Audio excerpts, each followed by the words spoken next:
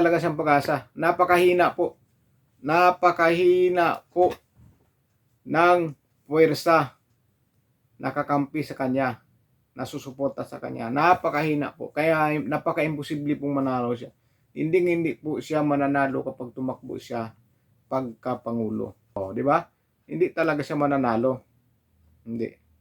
Hindi niya makukuha yung gusto niyang mangyaring posisyon. Hindi niya maabot ang posisyon na gustong-gusto niya, siya ang mamuno.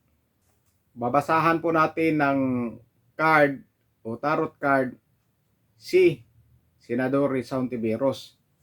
Kung makakatakbo ba siya sa pagkapangulo o magiging pangulo ba siya ng bansa kapag tumakbo siya bilang pangulo sa 2028 presidential election.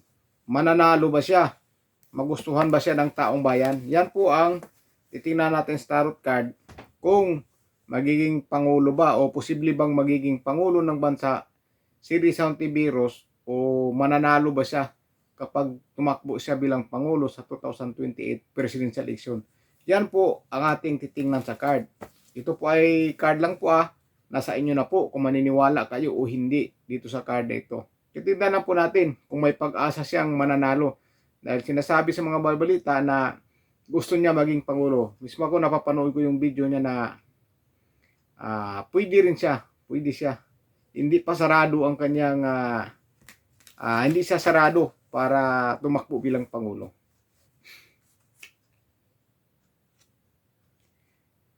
Mahina po kapag siya ay tumakbo. Mahina ang suporta ng taong bayan kapag siya ay tatakbo. Nasa pinakamababa po siya. Mababa. Ilan lang po o kukunti lang yung taong naniniwala sa kanya kapag siya ay makakatakbo. Sa baga, mahina yung suporta sa kanya. Pwede po siyang matatalo dahil mahina po ang suporta kapag tumakbo si Risa Hontiveros sa pagkapangulo. Napakahina po o napakaliit ng tsansa na siya po ay mananalo. Napakaliit. Hindi po talaga siya mananalo.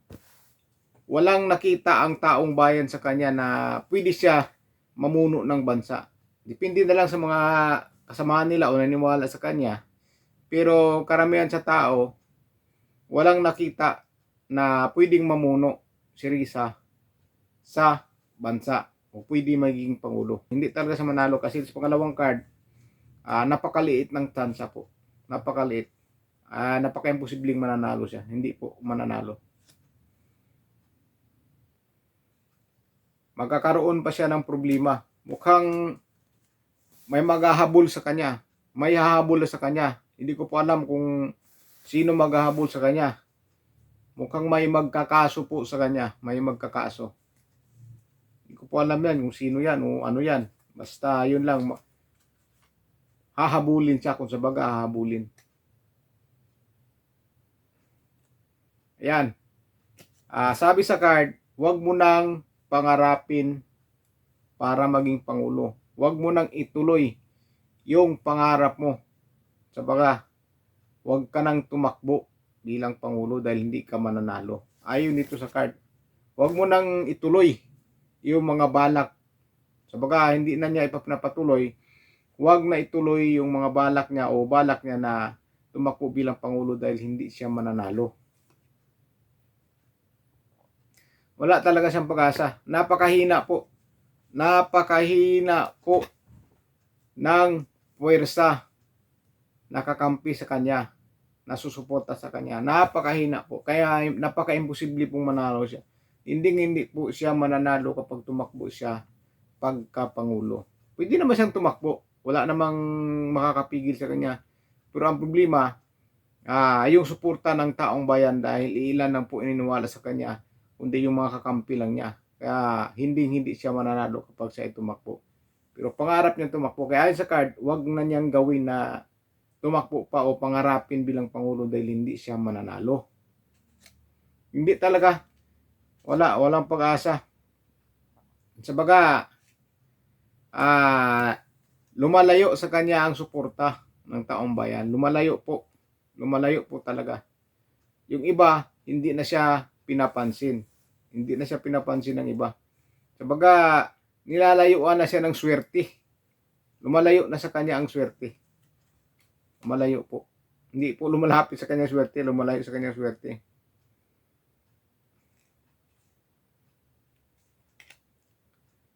Mahina yung grupo na susuporta sa kanya. May grupo naman po na suporta sa kanya pero mahina. Napakahina po ng grupo na suporta sa kanya. Maliit lang po. Napakaliit lang yung grupo na susuporta sa kanya kapag siya ay tumakbo bilang Pangulo. Kaya, ayan nga, ganun din. Hindi rin siya mananalo. Paano ka mananalo kung napakaliit lang yung grupo na sumusuporta sa'yo? Mayroon naman sumusuporta, pero napakaliit po. Napakaliit. Kaya wala na pong chance na mananalo siya. Oh, di ba? Hindi talaga siya mananalo. Hindi. Hindi niya makukuha yung gusto niyang mangyaring posisyon. Hindi niya maabot ang posisyon na gustong-gusto niya siya ang mamuno. Hindi po mangyayari yung mga pangarap niya na maging pinuno ng bansa. Isa pa rin ang bagsak doon, hindi siya talaga mananalo. Dahil yan, sa tiwala ng mga taong bayan. Kulang ang tiwala ng taong bayan sa kanya. Walang nakikita. Sabaga, walang nakikita sa kanya na pwede siya na magiging mamuno. Umaayaw yung mga tao sa kanya. Umaayaw. Tumatalikod sa kanya yung mga tao. Lumalayo ang suporta sa kanya. May sumusuporta pero yun nga napakaliit lang. Napakaliit lang. Hindi pa nga umaabot ng 10% yung susuporta sa kanya siguro. Napakaliit. Ayan. Kulang pa daw sa kaalaman. Kulang sa kaalaman para maging mamuno sa bansa. Sabaga, hindi kaya niyang pamunuan ang bansa. Kulang. Sabaga, may mga plano man siya para sa bansa, pero hindi niya kaya pamunuan ang bansa. Hindi po na kaya. Kaya hindi talaga niya maabot yung pangarap niya na magiging Pangulo. Masasaktan lang po talaga siya. Ayan. Masasaktan lang ang kanyang damdamin. Masasaktan lang kung tumakbo siya dahil yun nga, mabibigo lang po siya sa pangarap niya. Kaya masasaktan lang po siya. Kaya ayon nga sa card doon, huwag na yung pang-apat na card, may pang-5, na huwag na niyang ituloy kung ano man ang balak niya. Kung totoo man na tatakbo siya, huwag na pong ituloy dahil masasaktan lang po siya. Hindi po siya talaga magwawagi o mananalo. At hindi siya magiging Pangulo ng bansa. Ayon po dito sa siyam na card, pang 10 card, hindi po siya talaga magwawagi o hindi matutupad yung pangarap niya na pamunuan ng bansa. Kaya yun, masasaktan lang po siya. Masasaktan lang po ang damdamin niya. Yan. Isang babae po ang uupo. May mananalo na babae. May mananalo bilang Pangulo na babae uupo sa trono. Yan po ay hindi po si Risa. Pero may isang babae po na magiging sunod na Pangulo. Hindi po yan si Risa. Pero babae po ang susunod na magiging Pangulo. Hindi po si Risa. Kung ako tatanungin nyo, 90% po o 95% si VP Sara Duterte po. Kung makakatakbo o tatakbo si VP Sara Duterte. Siya po lagi nakikita sa card na magiging sunod na Pangulo. Si VP Sara Duterte.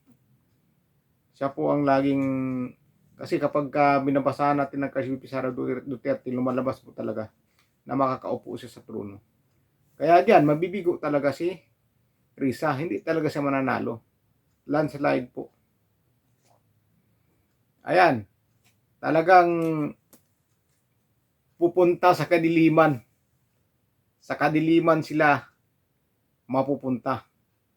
Ayan, no? Sa dilim sila mapupunta. Kung sa baga, ngayon, nasa liwanag sila. Pagkatapos ng eleksyon, sa dilim sila mapupunta. Sa dilim. Kung sa baga, parang kay Pangulong Rodrigo Duterte, dati siyang Pangulo, ngayon, nasa hirap na sitwasyon siya ngayon. Parang maging ganyan ang mangyari sa kanila. Sila ngayon, medyo magandang kalagayan nila ngayon. Pero pag natapos ang eleksyon at may maupo na isang Pangulo na babae, Yun sila ni Risa, parang magiging mahirap ang kalagayan nila. Sabaga, magkakaroon siguro yan ng ano, ang kagaya kay Pangulong Rodrigo Duterte nga, na kahirapan, masikip yung mundo para sa kanila. Masikip, magiging masikip. Siguro, may mga problema silang darating sa buhay nila. Magkakaroon silang problema na kakaharapin at dyan sila mahihirapan at maiipit. Kaya magiging madilim ang mundo para sa kanila sa sunod na magiging pangulo o isang babae na magiging mamuno ng bansa. Sila ni Risa ay maging madilim ang mundo nila. Sabaga, maging mahirap para sa kanila. Hindi po natin alam kung bakit. Dahil ang taong bayan, hindi naman po naniniwala sa kanila kahit anong salita nila sa social media, hindi po naniniwala ang taong bayan sa kanila. Kaya kapag makatakbo siya o tumakbo siya, hindi po siya mananalo, napakaliit po ng tsansa at saka hindi lang napakaliit, talagang parang imposible na manalo siya. Hindi talaga siya manalo, kaya masasaktan lang siya. Masasaktan lang ang damdamin niya kapag siya tumakbo dahil hindi siya magwawagi. Pero kung tatanggapin niya man yan ng taos puso, okay lang yan. Pero pag may pangarap kasi at hindi mo maabot, masakit, di ba? Masakit isipin na akala mo matutupad mo o makukuha mo yung interest mo pero hindi pala. So yun lang po mga kababayan. Sana wag kayong magalit. Ito yung tarot card lang. At nasa inyo na po kung maniniwala kayo. Hindi. Si Risa kapag tumakbo bilang Pangulo, hindi po siya mananalo ayon sa card. Kaya sabi ng card, wag na lang ituloy ang balak niya kung may balak mo siya dahil masasaktan lang po ang damdamin niya. Hindi po siya magwawagi o hindi niya maabot ang pangarap niya para pumuno ng bansa. Hindi po siya mananalo ayon sa card. Pero sa inyo na po kung maniwala kayo hindi. Maraming salamat po sa inyo at ingat po kayo.